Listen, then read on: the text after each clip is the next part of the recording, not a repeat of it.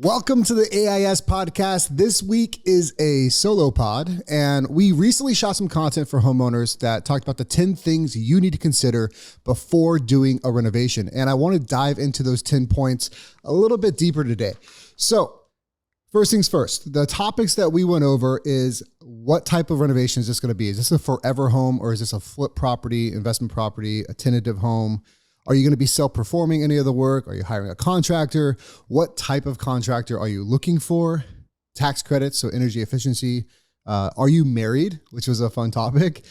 Budget, financing, pets and kids, lifestyle questions, trendy versus timeless, and then vibes. So those are the 10 topics that we went over in that video. And I wanted to start from the top with that because obviously, like a YouTube video, we're trying to cut it pretty quick. We're making micro content out of it. You know, people aren't sitting here for, 40 minutes listening to a podcast when it's really just to intake that content. So first things first, forever home or flip? And I think this is an important question to ask because in my experience here at KHB, we get homeowners all of the time calling us about investment properties or a fix and flip, or, real estate agents used to hit us up all the time. Hey, can you come do X, Y, and Z in the kitchen for as cheap as possible? And I think it's important for homeowners to understand like who you're talking to, right? The type of company you're talking to. So there's a market for each of them. And where we land at KHB, like we're a full service design build firm, right? We have overhead that does not make sense to do 300 projects at, a $10,000 job size when we could do 50 projects at a much larger job size. So when you're looking for these renovations, or you're looking for the contractor to do these renovations, you really need to know who you're talking to. You need to do your homework, because if you are a real estate agent or you're doing a fix and flip, we are not the best fit for you at all, price-wise. It does not make sense for you to talk to a design build firm. It makes sense for you to do a lot of the legwork yourself and talk to independent contractors. So reaching out directly to a cabinet fabricator or directly to the tile and stone fabricator. It doesn't make sense for you to go to a full service design build firm. Reasons being, we are built around customer experience, and we are also built to really craft people's forever homes. We're not here to put lipstick on pigs or to do a fix and flip type situation where we're in and out, kind of doing less than par work. I'm not saying inherently contractors that take on those projects do subpar work. I'm just saying that they don't have 20 employees, right? They don't have $2+ million in overhead. They don't have the bills that a full service design build firm is going to carry to give the client experience for those bigger jobs, those $300,000, $400,000, $500,000 projects that we target to take on. So when you're in kind of your own pre-construction process for your renovation, if this is a fix and flip, if this is a 5 to 10 year home, if this is something that you're not looking to invest in forever, make sure you're talking to the contractor that fits that market the best. It's going to save you money in the long run, because we have had homeowners that do go with us and we are more expensive, but they want kind of the hands-free experience. And not saying they're unhappy at the end of it, but they could have saved money and it would have took a little bit longer, but they're going to sell this house in 5 years. Like, it didn't make much sense in my mind for them to go with us. Gladly we'll take the work, but it doesn't make sense from many homeowners. Okay, so are you going to self-perform or hire a contractor? And the first topic kind of dives into this one as well. So self-performing work, another experience we have quite often, if not weekly, is a homeowner asking, hey, if I do demolition, what's that look like in price reduction? Or if my cousin does the electrical and my buddy does the plumbing, and what does that look like? And they're trying to treat us like a sub-trade.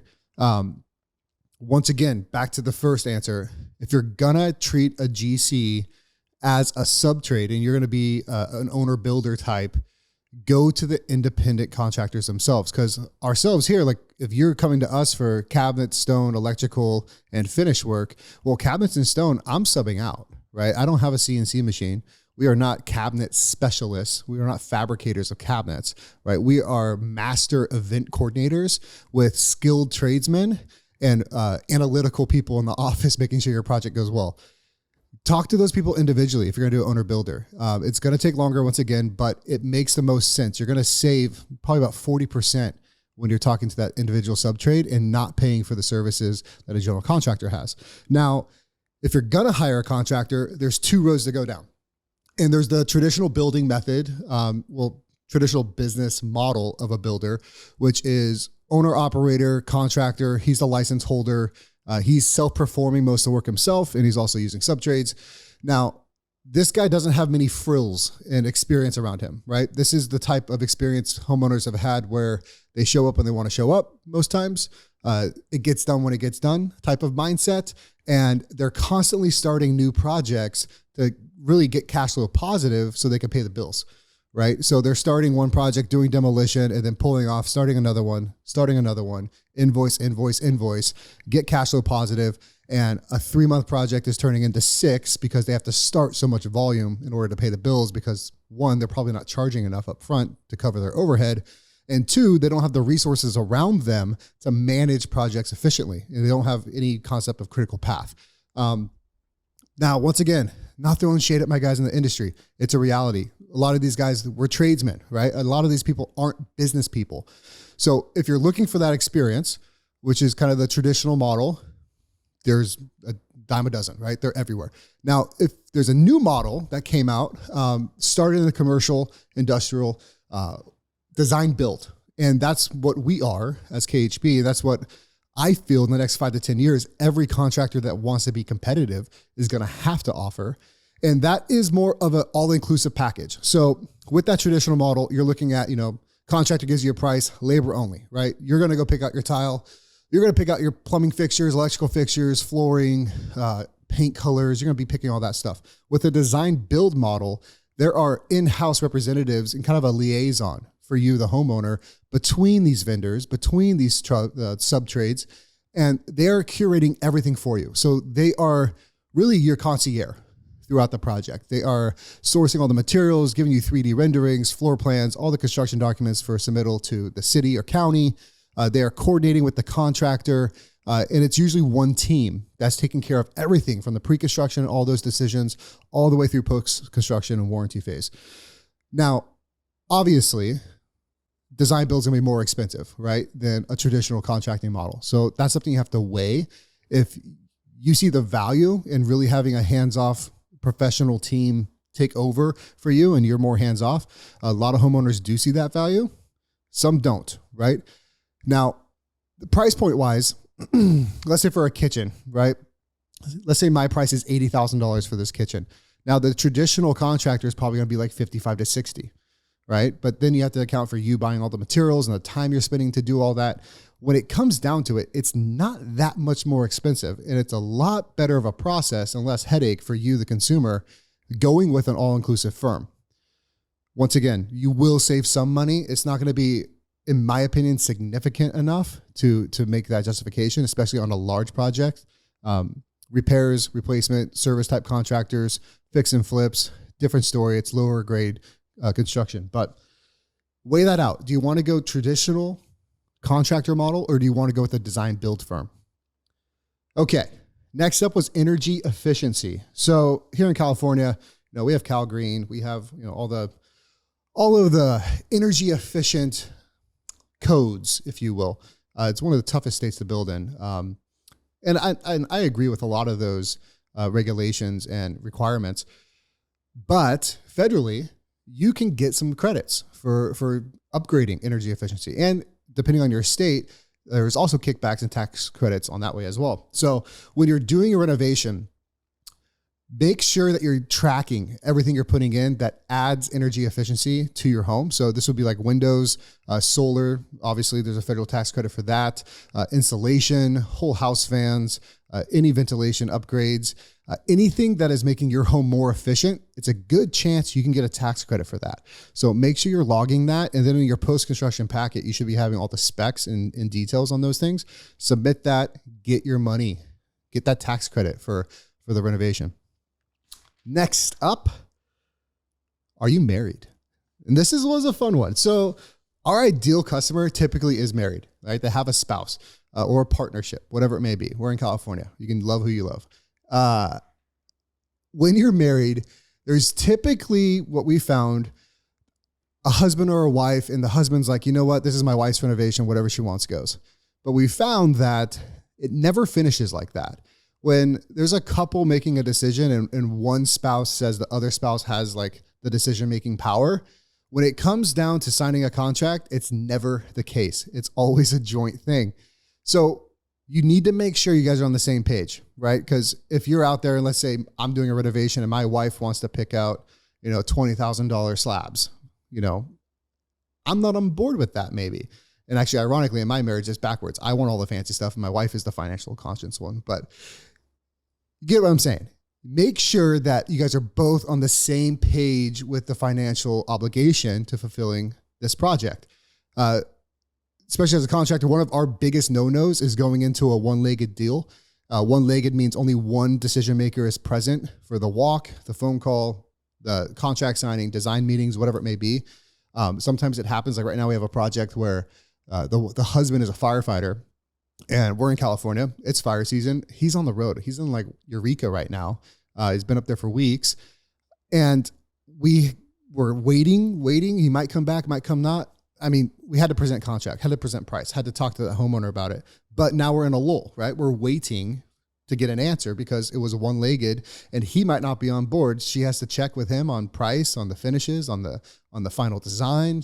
So it just makes the process longer and it can cause some issues in the marriage. I've seen homeowners fight directly in front of me about price, because someone said they wanted this when someone wasn't present. And then when the price came together, the husband's like, and the wife's like, no, that's what we're doing. And it's sometimes not pretty. So if you're married or if you have a partner, a spouse, whatever it may be, make sure you're on the same page and make sure you both are at all of these meetings because you don't want anything to slip through the cracks. And there's a statistic about divorce and renovations. Don't be one of those statistics. Okay, budget. This was a big one. Once again, this is through the lens of a design build firm. When we're in the market for doing people's forever homes, right? We're in the market of doing the last renovation that they're ever going to need.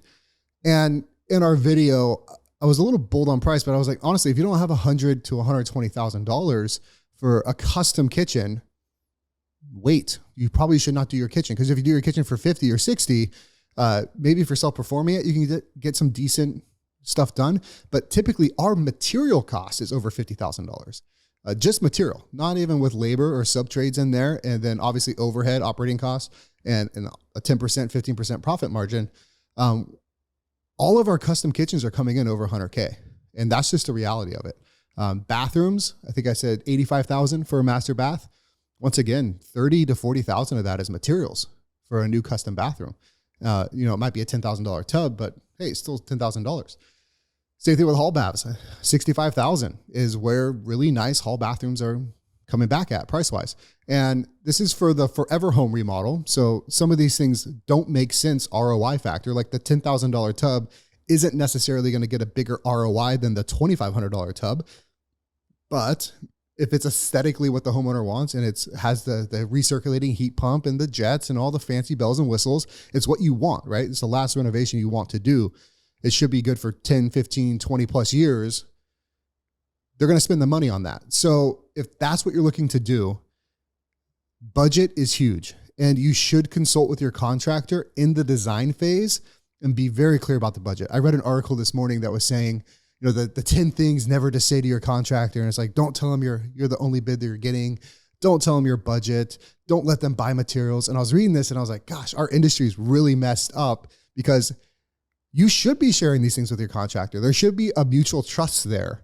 And you should be talking about the realities of cost, right? Like if you want to vault your ceiling, that's more expensive.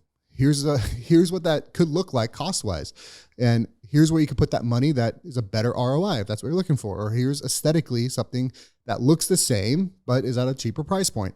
So sharing budget with your contractor and design team is huge. The expectation set of budget up front should be set by your contractor. They should be telling you, hey, we're seeing a kitchen this size and with forever home quality material is going to be X. Are you comfortable with that as a homeowner? Be transparent with your budget. The worst thing you can do is get 7 different bids with no design and not share a budget with any of those contractors. Because you're going to get 7 bids that are going to range sometimes in $30,000, $40,000, $50,000 swings of total price. Some might be labor only. Some might be labor with allowances for materials. Some might include design costs. But no one knows what the heck they're bidding unless you have a clear budget with a clear design. So get the design first, consult with a contractor about budget, and move forward with 2 to 3 contractors in this phase and design and keep them all in the loop and make sure everyone's bidding out apples to apples so you know what's realistic and so you can avoid any changes of cost in construction. Next up, financing.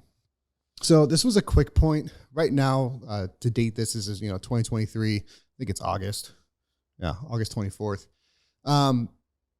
Interest rates suck right now. And from what we can see, it's only going to get, probably worse. There are still some good options. So new construction loans, FHA, there are good options, construction to perm right now where you can get, and you can also buy down points on stuff. That's a good option. We also have some really interesting, same as cash type loans. Like right now, a 24-month, 0% interest, 0 payments for 24 months at I want to say it was a 10.99% APR after 2 years. So up to $100,000. So for homeowners, we're using these options as like bridge loans because we get people that like, hey, I have $80,000 for a kitchen. Yes, you can do a kitchen for 80 grand, but what they want is the forever kitchen. That's really 120, 130, 140. And we're using this financing as a bridge and basically saying like, hey, $40,000 financed over 2 years, 0 interest, 0 payments. If you can chip away at that over 2 years and pay it off, you really just got fronted $40K to get exactly what you wanted. Is that worth it? So it's nice to have a runway in the financing, and that is an option that's available right now because obviously banks, they still want to lend money, right? It's just money isn't free as it was in 2021 anymore. Next up, pets and kids. So this is a lifestyle question that you need to ask yourself and your partner when you're doing a renovation. We see a lot of homeowners get on Pinterest and they see this beautiful, French oak floor and they see gorgeous marble and they have all these finishes, right? That are really upscale, real high end finishes, but they have 3 kids, they have a Great Dane, and they have a life, right? Like that home isn't just going to get a picture taken of it and just be in a magazine for the rest of the time. People are going to live in this kitchen. They're going to live in this home. And there's a few things you need to take in consideration when selecting materials for your renovation. First being, if you have large dogs, if you have, toddlers, young kids, hardwood floors typically aren't the best option, right? They're impressionable. They can get damaged easily with water. Large dogs, if they're running on there, they're going to scratch it, right? Doesn't make a lot of sense. And same thing with like marble countertops. If you have kids and they're drinking their juice on your countertop, marble is highly impressionable. It's going to get penetrated. It's going to stain, right? And the upkeep on it. I mean, it's annual maintenance on those things, sometimes every 6 months.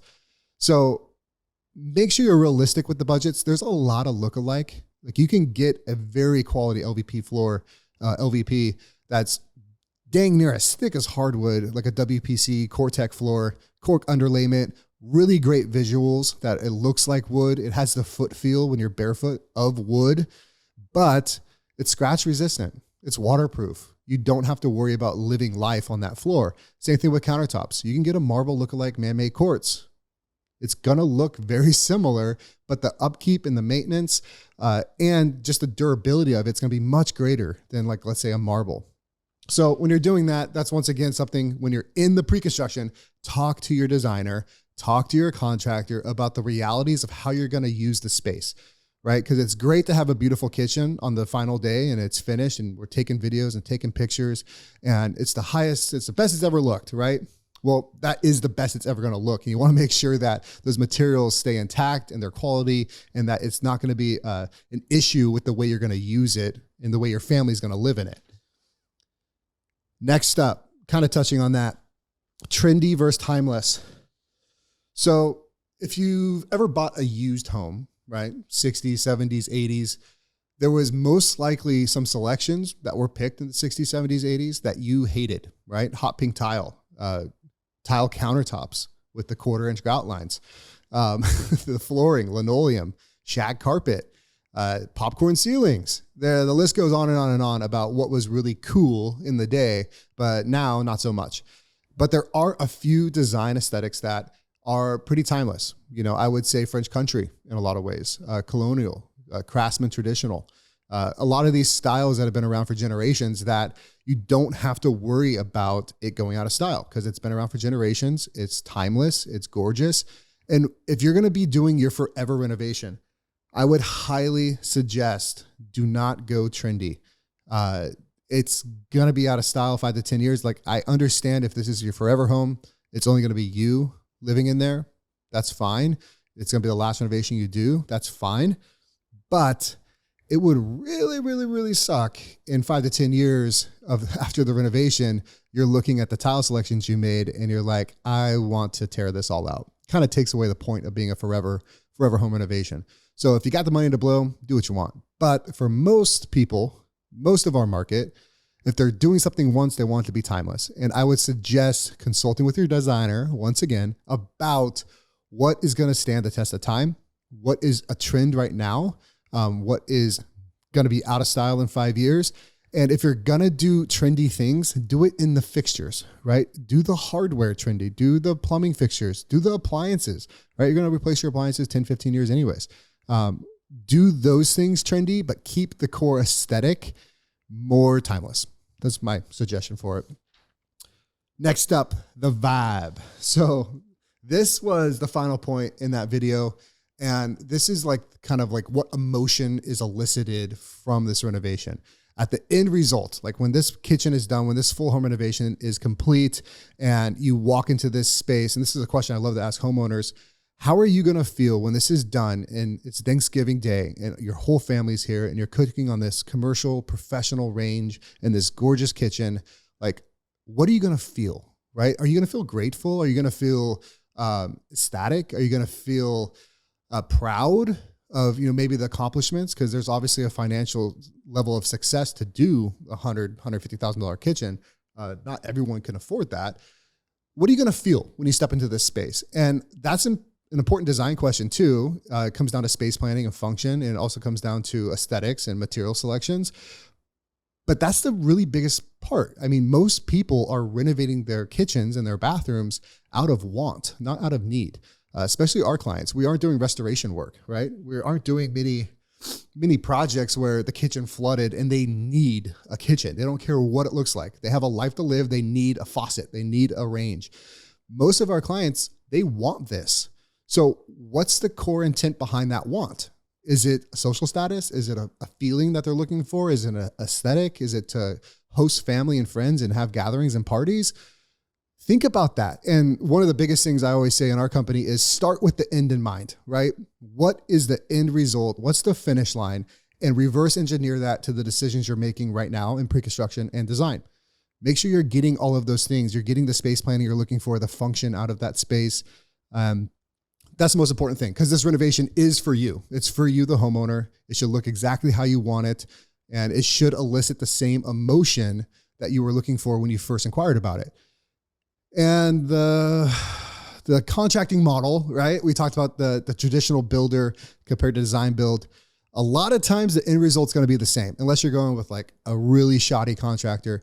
The end result, 90% of the time is going to be the same, but it's not about the end result. It's about how you get there, right? It's about the process too. So think about that as well, because it's a real shame when things go south on a project and everyone is just at each other's throats and no one likes the process. No one likes how the end is coming in.